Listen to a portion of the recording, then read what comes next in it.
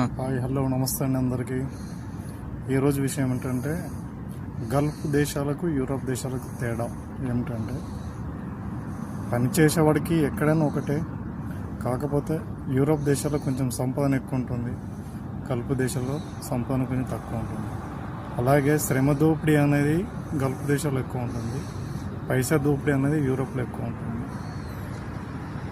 గల్ఫ్లో ఎలా అంటే ఒక లేబర్కి వచ్చి అకామిడేషన్ కానీ ట్రాన్స్పోర్టేషన్ కానీ 2 సంవత్సరాల తర్వాత మనం ఇంటికి రావాలా పోవాలన్నా కూడా టికెట్ కానీ ప్రొవైడ్ చేస్తుంది కంపెనీ.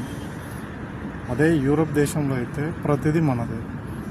తిండి కొంచెం మొదలు పెట్టుకుంటే ఉండే రూము, మన జాబ్కి వెళ్ళే ట్రాన్స్పోర్టేషన్, ఏవైనా మెడికల్ ఏదైనా కూడా ప్రతిదీ మనమే భరించుకోవాల్సి ఉంటుంది.